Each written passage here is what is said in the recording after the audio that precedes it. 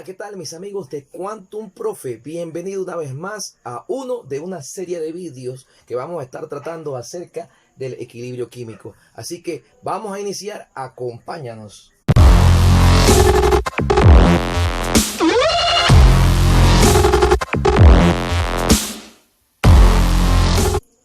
Y no olviden darle suscribirse al botón que está allí.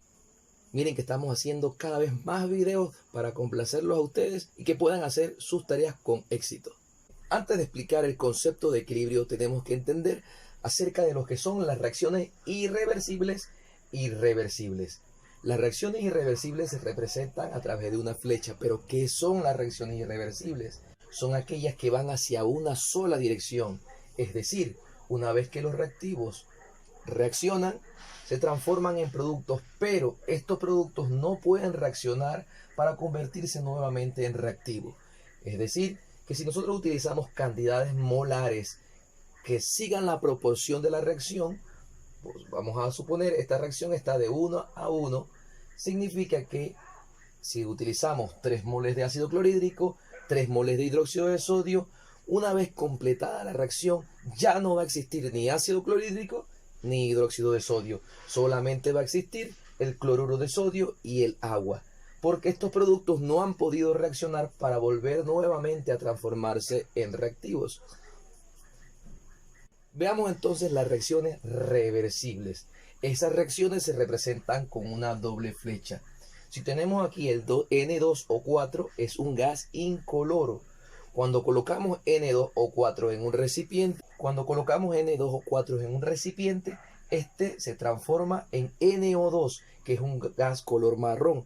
A medida que se va intensificando el color marrón, quiere decir que va apareciendo cada vez más el gas NO2.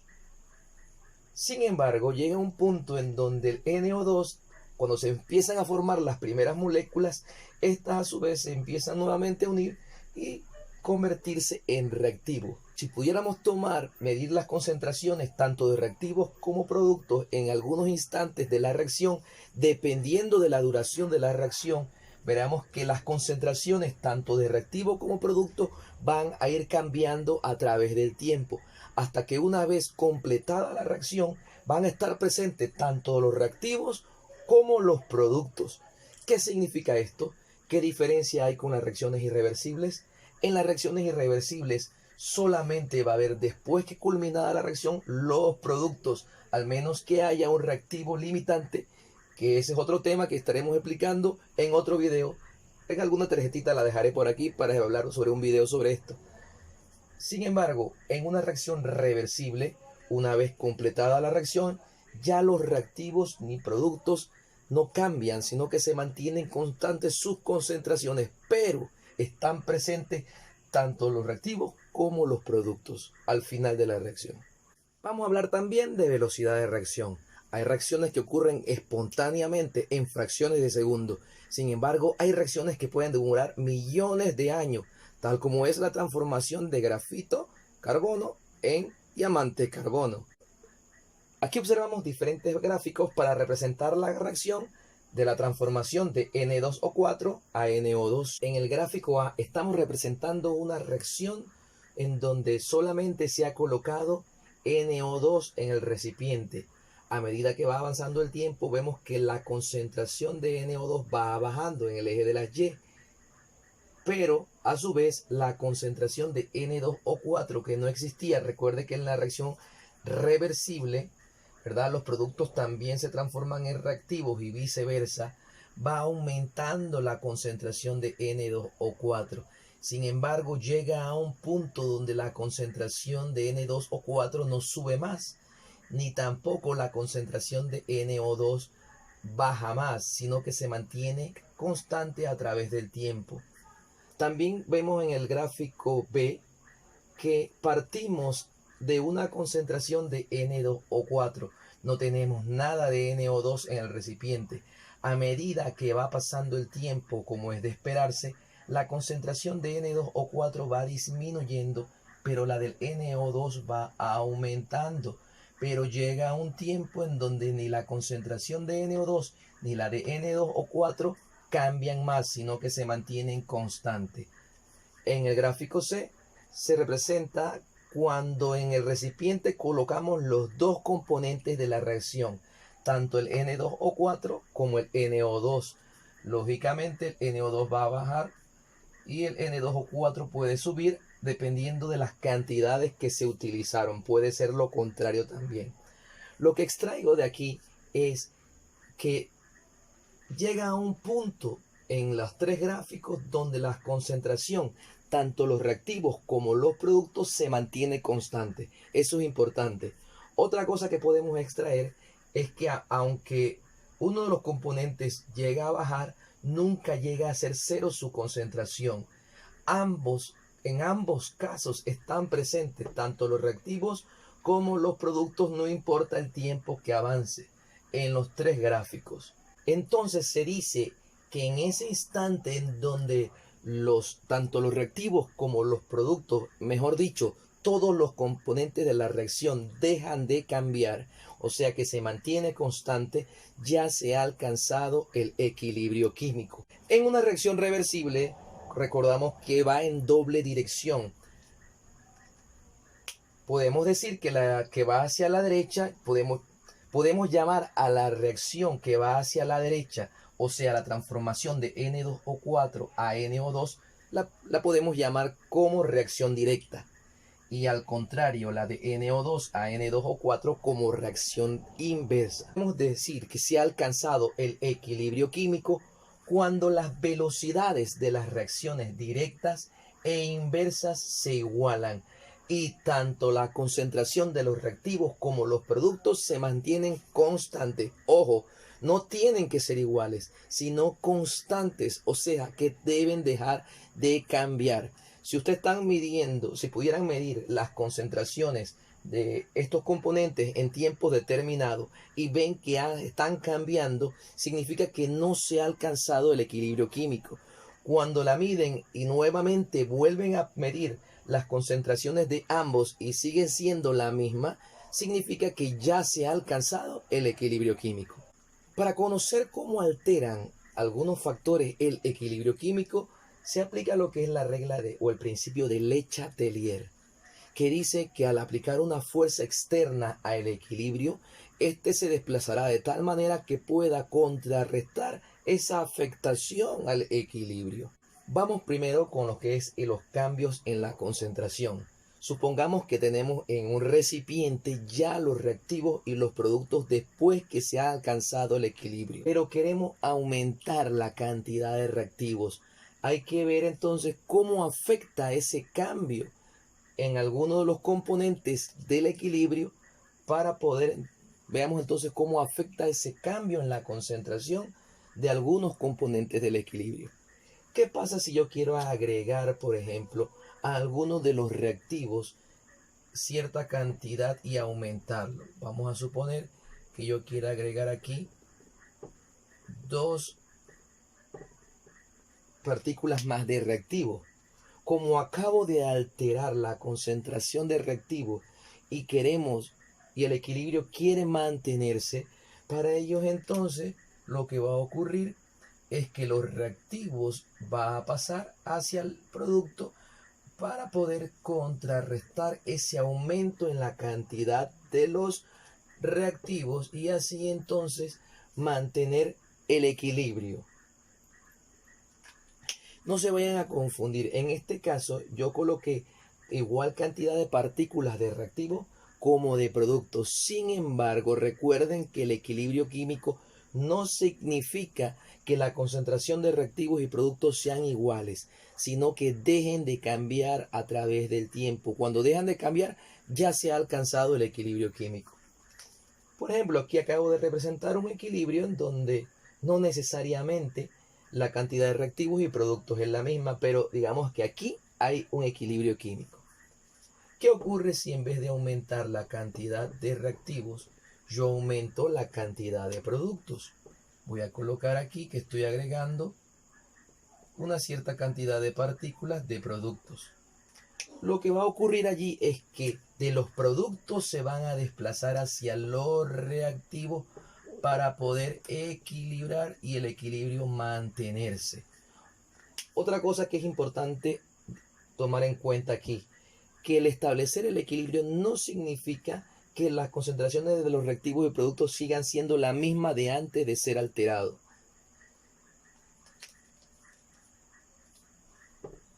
¿Qué pasa si en vez de yo agregar reactivos o productos yo quito? Si yo quito, por ejemplo, o disminuyo la cantidad de producto, voy a borrarlos aquí.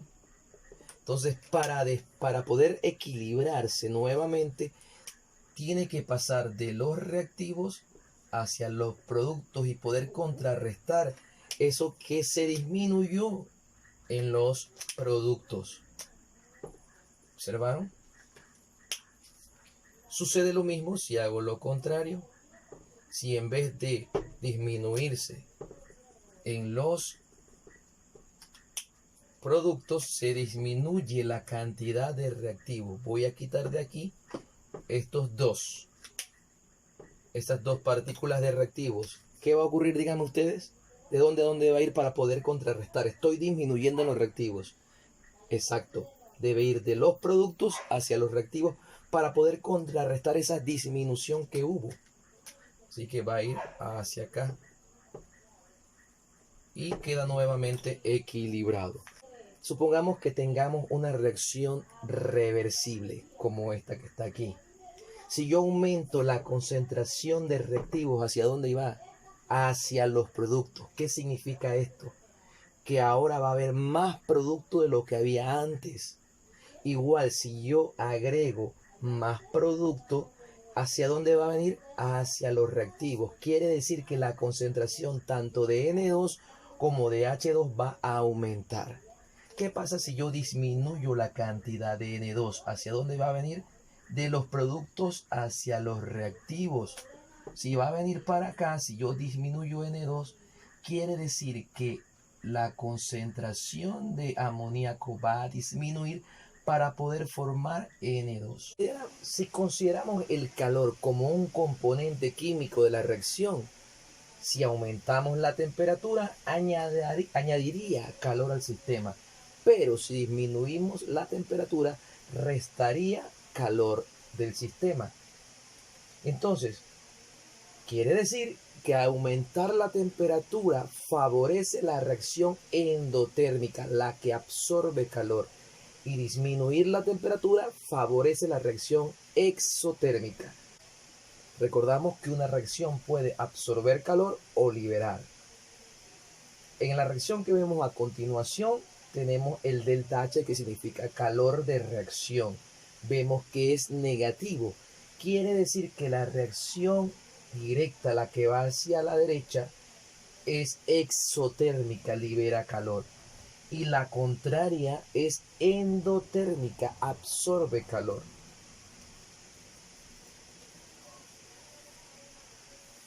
¿Qué pasa si yo aumento la temperatura en el recipiente donde se encuentran estos tres componentes del equilibrio? Vamos a ver, para este caso específico, aumentar T. ¿Qué pasa?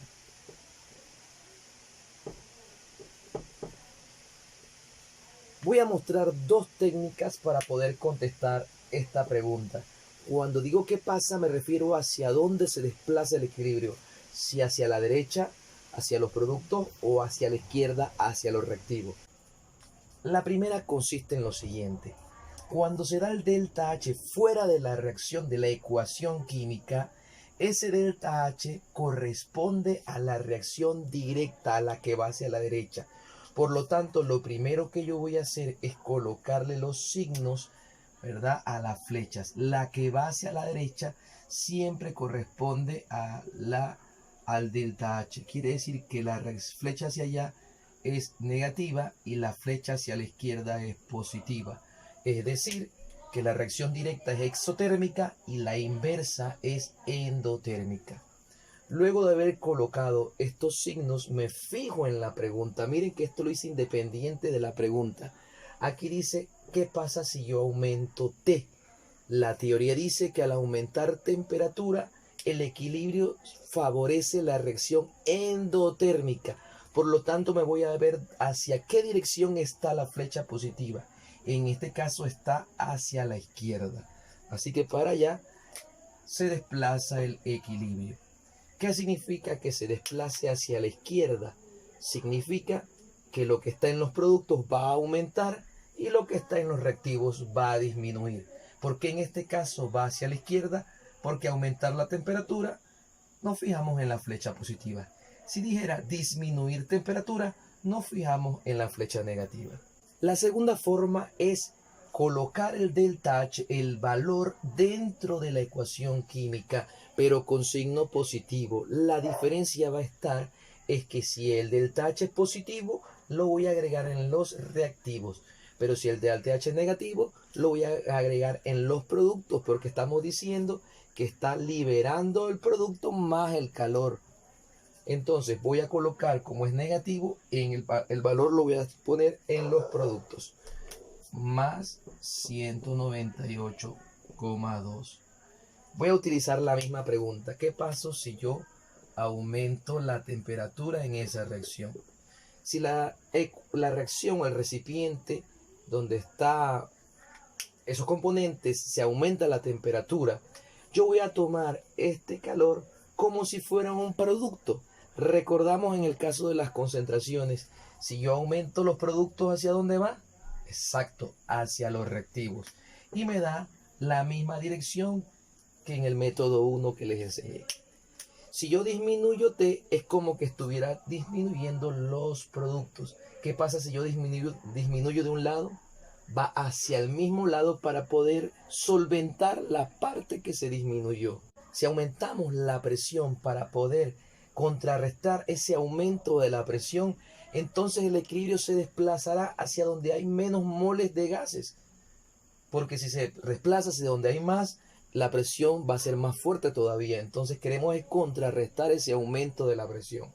Por lo tanto, en este caso, si aumentamos la presión, en el lado izquierdo hay 2 y 1, son 3 moles de gases en los reactivos. Aquí hay 2 y aquí hay 1, o mejor dicho, 2 volúmenes. Recuerden que mol y volumen son proporcionales. Entre más moles de gases hay, más volúmenes de gas hay. Por lo tanto, en este caso podemos hablar de lo mismo, tanto de moles como de volúmenes.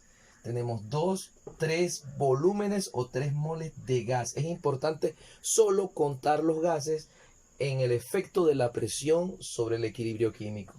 3 del lado izquierdo, 2 del lado derecho. Si yo aumento la presión, contamos entonces que se va a ir hacia el lado derecho porque aquí solamente hay 2. Si disminuyó la presión, en este caso se va a ir donde hay más moles de gas. ¿Qué sucede si yo cambio el volumen del recipiente, ya sea aumentándolo o disminuyéndolo? Ya vimos lo que es la presión. Recordemos entonces que un cambio en el volumen del recipiente va también a alterar la presión. Si yo disminuyo el volumen, ¿qué va a pasar con la presión? Se aumenta. Y si se aumenta la presión, ¿hacia dónde hay? ¿Dónde va? Donde hay menos volumen de gas. Así que podemos decir que entre más volumen, menos presión, entre menos volumen, más presión. Y una vez que tengamos la relación de volumen con presión, aplicamos lo que es el principio de Le Chatelier para lo que es la presión versus el volumen de los gases. Observamos que en este recipiente tenemos un volumen y en el mismo, ¿verdad?, tenemos otro volumen. Vemos que las moléculas de CO y O2 son más en el recipiente donde hay mayor volumen. Al disminuir ese volumen, vemos que se van formando más moléculas de CO2 porque se está desplazando el equilibrio hacia la derecha. Al disminuir el recipiente, la presión aumenta y se va donde hay menos volumen, en este caso el CO2. ¿Cuál es el efecto de agregar un catalizador en el recipiente allí donde se encuentran los componentes del equilibrio químico? La verdad, cuando se agrega un catalizador, lo que ocurre es que la energía de activación disminuye. ¿Qué es eso de la energía de activación? Bueno, la energía de activación es esa energía mínima para que una reacción ocurra. El hecho de que la energía de activación disminuya hace que la reacción ocurra con mayor rapidez, porque se necesita vencer una barrera de energía más baja. O sea, solamente el catalizador disminuye la energía de activación, haciendo que la velocidad con que la reacción ocurre sea mayor. pero el equilibrio no se ve afectado. ¿Qué significa esto? Que tanto los reactivos como los productos obtienen las mismas cantidades al llegar al equilibrio sin catalizador o con catalizador. Las cantidades del equilibrio van a ser las mismas. Lo único que va a ocurrir con mayor rapidez. Eso fue todo y esperemos un video más de la serie del equilibrio química. Este fue el primero, así que una vez más, suscríbanse aquí al botón rojo. Nos vemos.